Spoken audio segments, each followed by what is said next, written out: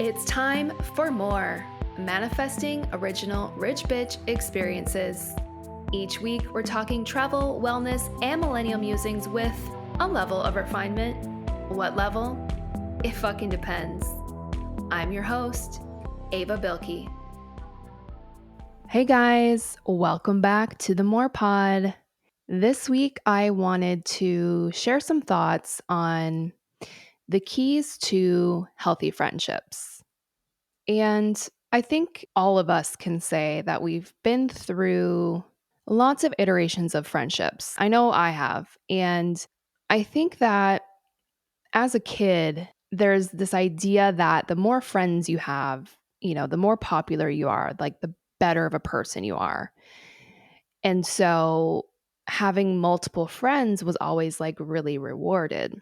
Personally, I've always struggled with that. I'm very much someone who would rather have one or two or three really healthy friendships as opposed to lots of acquaintances. And I think that as I've gotten older, I've come to accept that that's actually perfectly fine.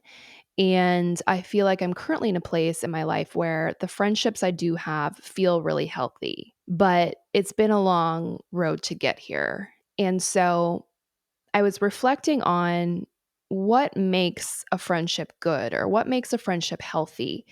And I think that there are several things that we can look at to assess the health of a friendship.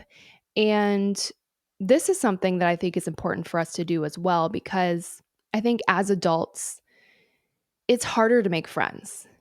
And as a byproduct of that, I find that sometimes I notice myself or I notice my friends clinging to friendships that no longer serve them because they'd rather have some friends, even if those friendships have expired, than go out and start over and meet new friends.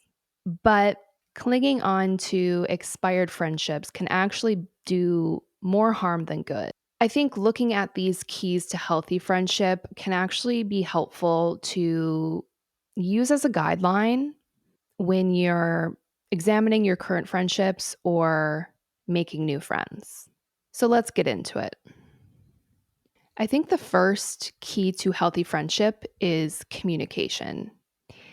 And communication is the key to any relationship, friendship, romantic, familial, all sorts of relationship. But this is definitely true in friendship as well, of course. So communication in friendship for me means the ability to be honest with your friends at any given moment and feel that they are present to receive your honest truth.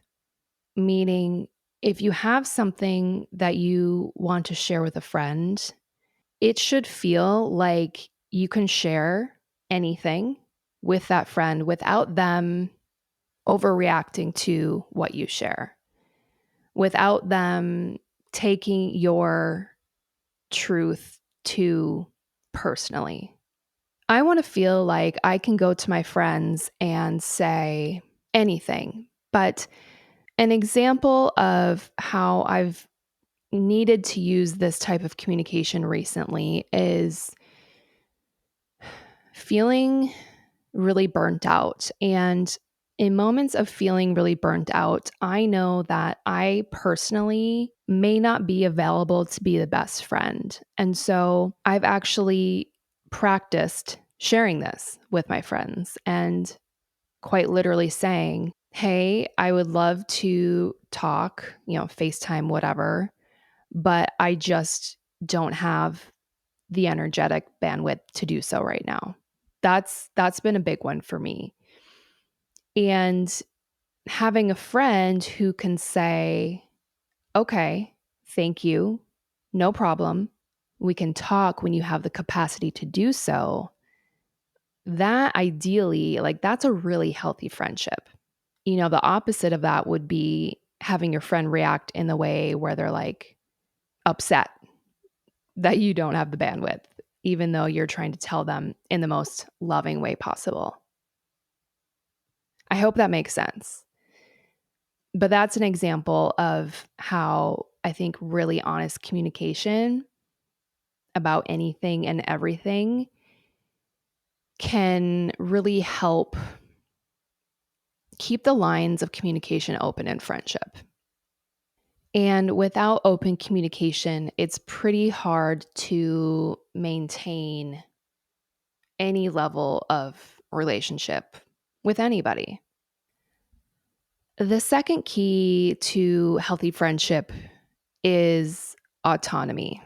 Autonomy in friendship is the freedom to maintain your personal identity, to feel like in friendship, you can be exactly who you are and that you don't have to change for your friends. This is one that I wish I realized when I was much younger because I did a lot of shape shifting and molding to try and fit in with different groups of friends. Autonomy in friendship is the opposite of mean girls wearing pink on Wednesdays. Autonomy in friendship is your friends loving whatever the fuck you decide to wear every day of the week. And maintaining your identity is a huge piece of it. I also think that autonomy in friendship means having space, having the flexibility to have alone time. I think as adults, we are so busy that we need the space to feel like we can have our own alone time and that our friends are still going to be there for us, even if we don't see them on a consistent basis. And I think this is especially true and sort of happens naturally when you have long distance friendships. For me, most of my friends live in different states and sometimes even different countries than I do. So I naturally have a lot of this built in alone time in friendship. However, there have been times definitely where my friends have been more concentrated in the same city that I'm in. And sometimes it's really hard to figure out what that balance is of alone time versus togetherness. But I think alone time in friendship is a sign of a really healthy one. I also think that autonomy in friendship means having the freedom to flow in and out of phases of closeness. So, similar to the literal spending quality time together, I think that throughout the course of a friendship, you are going to have natural ebbs and flows in terms of how close and connected you feel in your friendships. And again, this is one of those things that's just the reality of life. If I'm going through a really busy time at work, my friends can expect that I'll be a little more absent. In the same sense, if I have a friend that's going through a tough time, a breakup, an end of relationship, I can expect that I'm going to need to be there for them a bit more in that time. Maybe they can't reciprocate that energy as much because they're already taxed with what they're dealing with. And I think having the mutual understanding about these ebbs and flows is a really healthy sign of friendship. And I think that this autonomy allows your friendships to last. Another key to healthy friendships is growth. Growth in terms of personal growth and also growth in the friendship. So, when it comes to personal growth, I think that in healthy friendships, your friends will encourage your growth. They will want to see you continue to evolve. They will want to see you chase your dreams. And, the opposite of this would be expecting your friends to stay the same and never change. Similar to the ebbs and flows of friendship, I think that naturally friendships will also change. So if you and your best friend met when you were 20 and now you're 30, obviously a lot of life happens in 10 years. And you can't expect your friendship to be the same as it was 10 years ago because you are not the same as you were 10 years ago. I think that certain life events bring about larger changes. So, if you have a friend that gets married or enters relationship or has a child or makes a big move, these are huge changes that would make it impossible to stay the same. Like you aren't going to be the same human. And so your friendship also might change as a result of those personal changes. If your friend has a child, they're now a parent.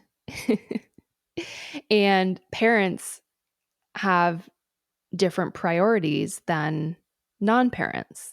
This one for me has been personally one of the hardest because I do find that when my friends make some of those bigger life changes, I do feel like we have less and less in common. This is something I've just been in observation of. And I don't think that being on different life paths necessarily leads to an end of friendship, but sometimes it does. And having the realization that not all friendships last forever has helped me work through this. I think that as kids, we kind of have this idea of like best friends forever. I don't know about you, but like I don't I don't have any best friends from childhood. You know what I mean? Like I've learned over time that friendships, they're always perfect for the moment in which they're created, and some of them last and some of them don't. And that's the reality of life. Nothing is permanent. And so being able to see that and recognize that if I have a friend transitioning into parenthood, it doesn't mean all of a sudden I'm going to drop them like, bye, bitch. But it's like, oh, like we're different, you know, this is different. And if it works, that we are still very much connected, that's great. And if it doesn't work, I'm learning to be more okay with that. So, growth is a super healthy key to friendship. And sometimes it might even help you grow in or out of a friendship. But either way, surround yourself with people who do encourage your growth because they have your best interests in mind, regardless of how it works out for them. The next key to healthy friendship is reciprocity or mutually supportive friendships. Reciprocity in friendship is something that I've been paying more attention to lately. I think that I have kept some friendships around that really feel very one sided. And I don't like that. I don't like that. So, reciprocity in friendship is the idea that over the long term, you are giving and receiving, you're exchanging the same amount of energy, and that each person in the friendship feels good about it. And this doesn't mean like every single day or like tit for tat, you're like tracking, like, is this friendship equal? But over the long term, you should feel like you are receiving as much as you are giving and putting into that friendship. For me, I've noticed a lack of reciprocity in friendship. And an example of how this could look is that you have a friend that texts you on occasion. And when they text you on occasion, they're asking something of you, whether they want your advice or they want some information, a link that you shared with them 2 years ago that they all of a sudden need to recall. It could be anything, but it's like the random communication for personal benefit only. The friend forgot to also say, "How are you doing?" when they were asking you for help. That is an example of something that made me stop and say, "You know what? I feel like whenever we talk, like you just want something from me, but you're not really giving me the opportunity to receive anything in return." And to me, that doesn't feel like a good friend. Another example of this could be, say you own a boat and in the summers you obviously love to invite your friends on your boat because that's what makes boating fun, boating with friends. But as the owner of the boat, you are constantly procuring the party. You're supplying the boat, you're supplying the drive, you're supplying the docking of the boat, the food. Like that gets old really fast. If your friends are just hopping on the boat, enjoying the ride, and then leaving you to clean up the boat later, eventually that's going to make you feel like perhaps you're not in a reciprocal friendship. I'm not saying you also need to have a boat in exchange, right? I'm saying the friends benefiting from the friend with a boat would bring snacks or pay for gas or volunteer to host a separate party or outing. But it's looking at that exchange of energy and are you giving as much as you're taking over the long term? It doesn't have to be immediately in that moment, but I do think that healthy friendships are ones where there is an equal exchange. And if you feel like you're in friendships where there's not an equal exchange, let them go because we don't need one sided friendships. The next key to healthy friendship is enjoyment. Quite literally, do you have fun with your friends? And this doesn't mean you have to be doing like big, crazy things all the time to have fun, but this is looking at whether you genuinely enjoy spending time with this friend. If you don't enjoy spending time with this friend, your friendship might start to feel like an obligation, and your friendships shouldn't feel like an obligation. They should feel enjoyable. Enjoyment in friendship, I think, stems a lot from having shared interests. And shared interests are things that go far beyond, like, oh, we grew up in the same town, or oh, we went to college together, or oh, we went to high school together. Those aren't interests. Those are just facts about how or where you were raised.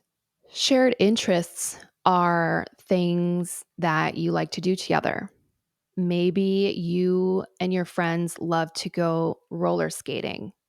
Maybe you and your friends love live music. Maybe you and your friends love to dine out or travel together.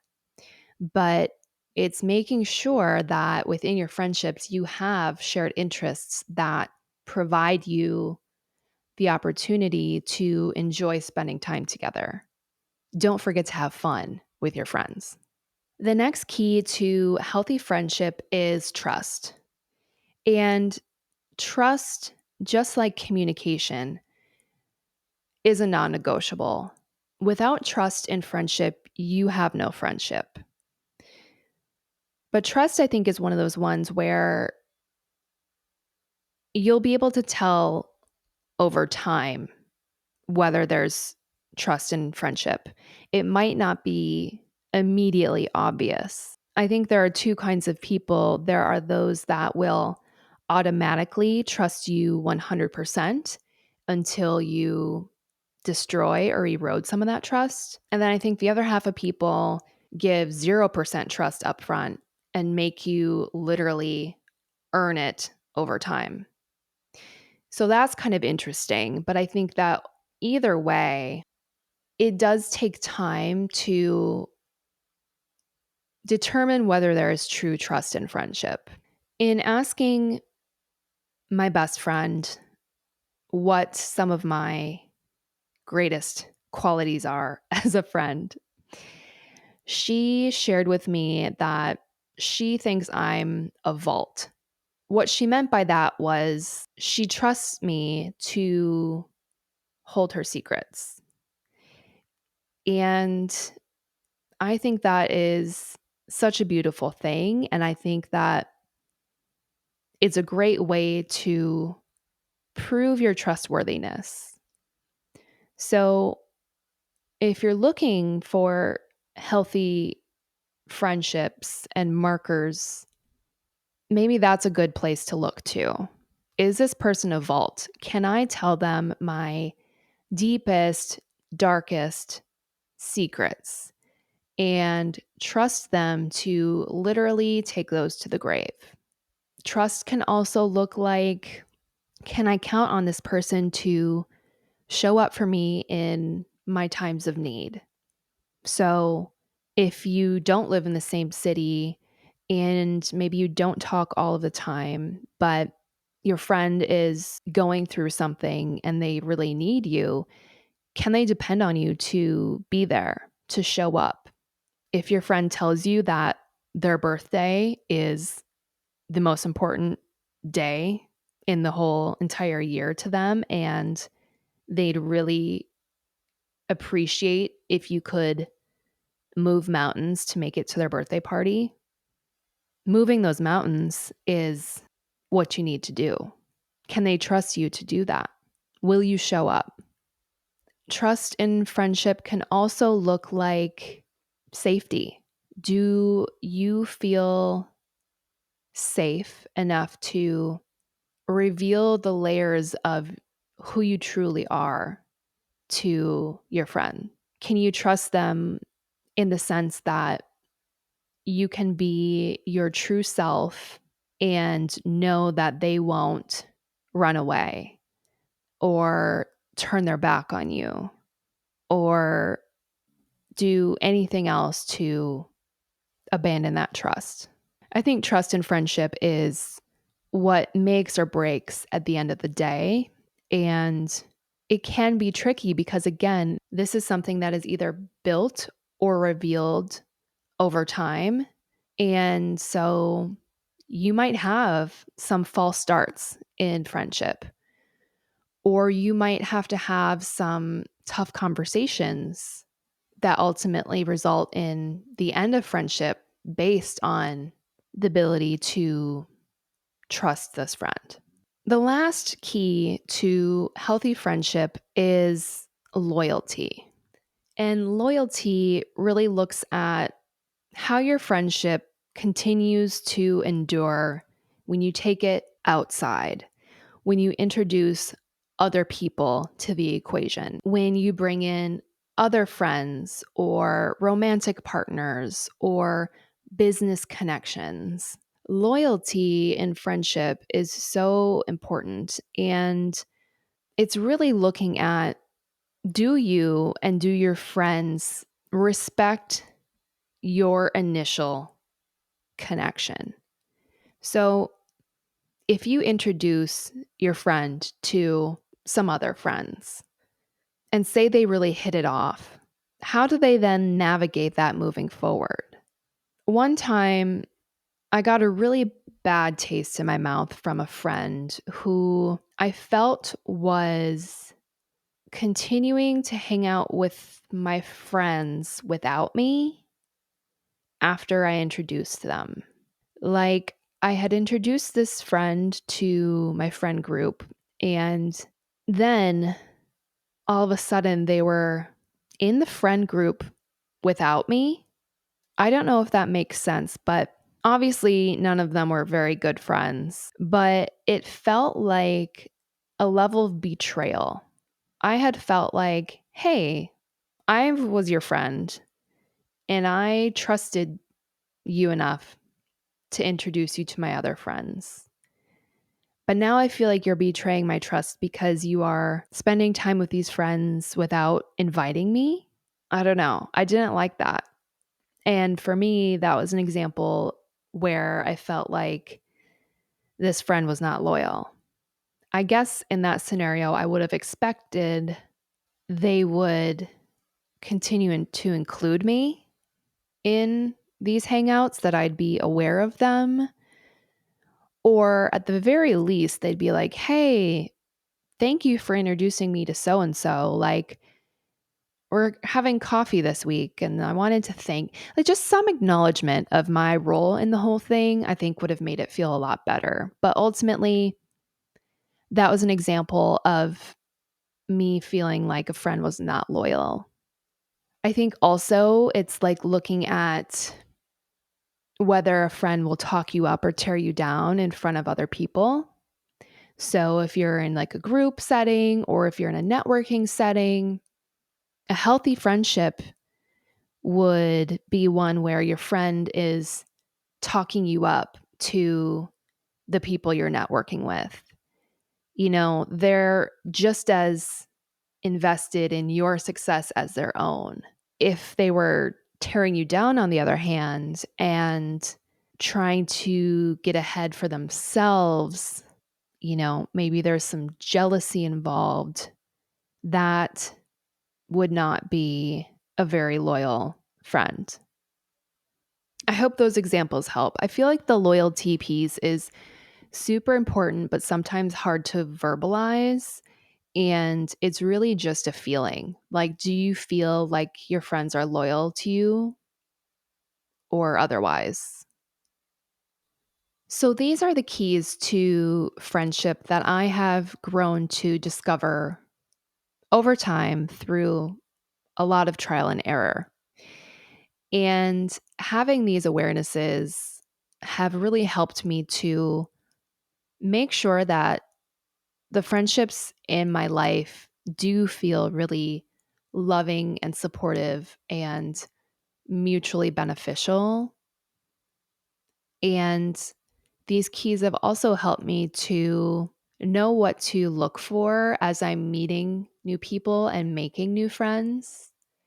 And so I hope that you can also use these keys to navigate your friendships. And if you're in a place where you feel like you might need to do some evaluating, these can be a great place to start. And if you're in a situation where you are looking to meet new friends, you're out meeting new people, maybe you just moved to a new city, or maybe you had some other big life change, knowing what you value in friendship can definitely help create more aligned friendships more quickly.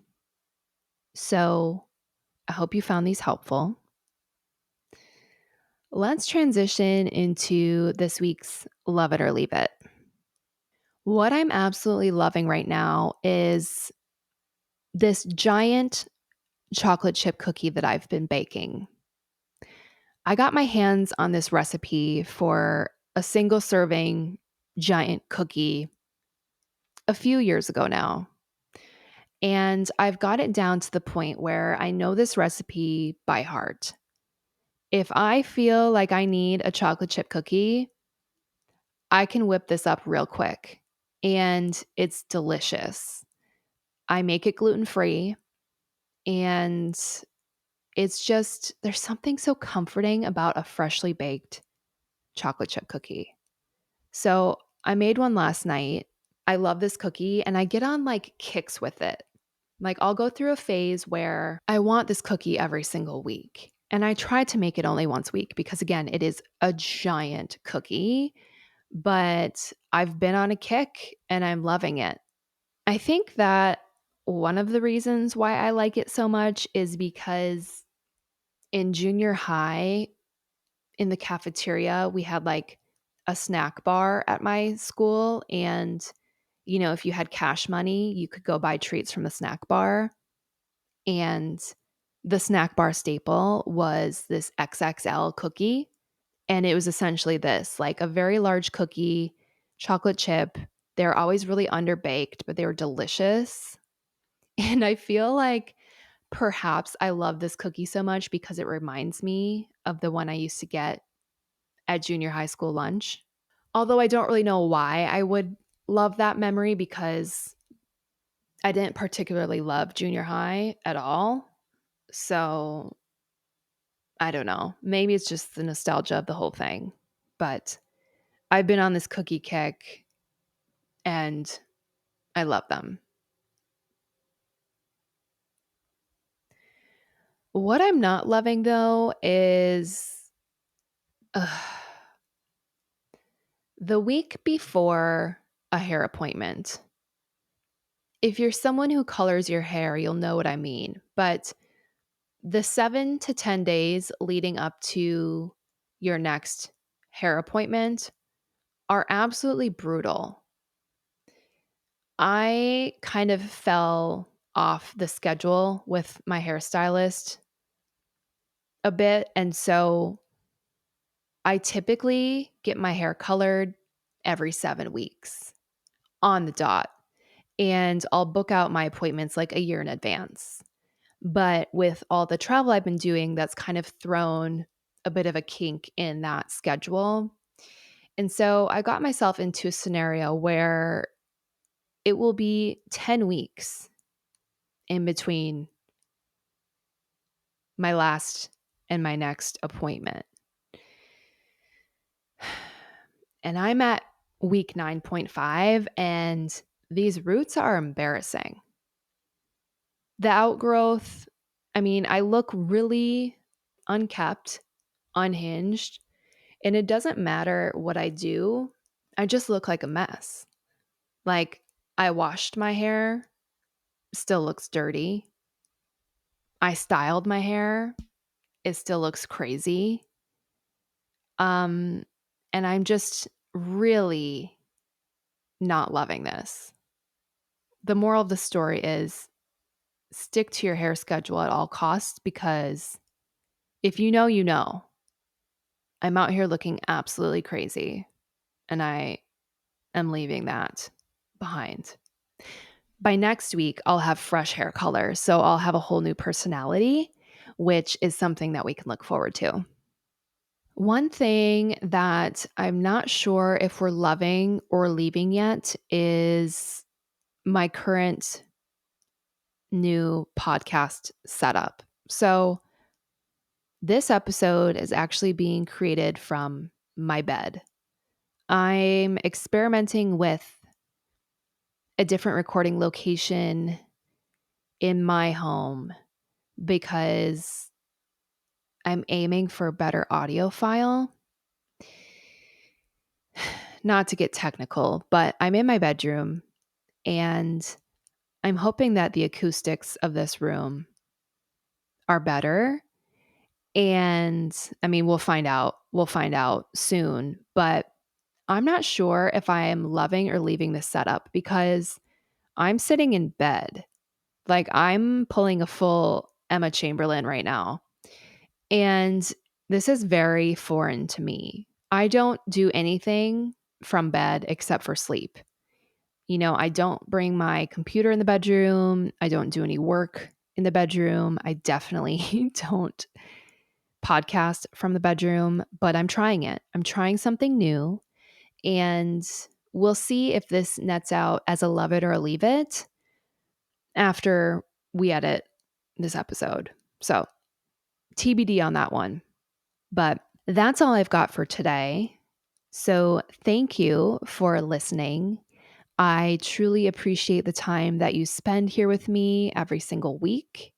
I hope that you learned something new, whether that be about cookies or friendships. And I'll see you back here next week.